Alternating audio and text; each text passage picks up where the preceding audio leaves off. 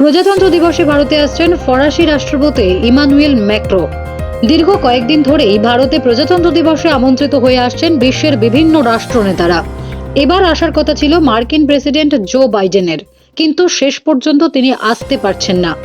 এই আবহে এবার আগামী বছর প্রজাতন্ত্র দিবসে প্রধান অতিথি হিসেবে ভারতে আসছেন ফরাসি রাষ্ট্রপতি ইমানুয়েল ম্যাক্রো। প্রসঙ্গত, মোদি ম্যাক্রোর বন্ধুত্ব বেশ গভীর। এর আগে ম্যাক্রো যখন প্রেসিডেন্ট নির্বাচিত হয়েছিলেন তখন ইউরোপ সফরেই ছিলেন মোদি।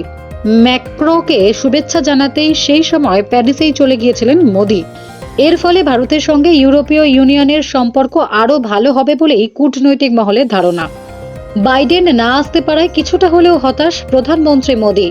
আন্তর্জাতিক মহলে মার্কিন ও ভারতের একটা নতুন সমীকরণ তৈরি হচ্ছে। এই আবহে লোকসভা ভোটের বছরে মার্কিন রাষ্ট্রপতিকে ভারতে আমন্ত্রণ জানানো হয়েছিল। সেই মতো দিল্লিতে আসার কথা ছিল বাইডেনের।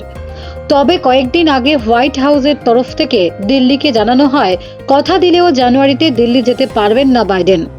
বাইডেনের না বলাতেই ফরাসি প্রেসিডেন্ট ম্যাক্রোকে আমন্ত্রণ জানানো হয় দিল্লির তরফ থেকে। এই আবহে দেশের ৭৩তম প্রজাতন্ত্র দিবসে দিল্লিতে প্রধান অতিথি হিসেবে উপস্থিত থাকবেন ফরাসি প্রেসিডেন্ট। উল্লেখ্য, এর আগে গত জুলাই মাসে ফ্রান্সে গিয়েছিলেন প্রধানমন্ত্রী নরেন্দ্র মোদী। ফ্রান্সের জাতীয় দিবস বা বাস্তিল দিবসে প্রধান অতিথি ছিলেন তিনি।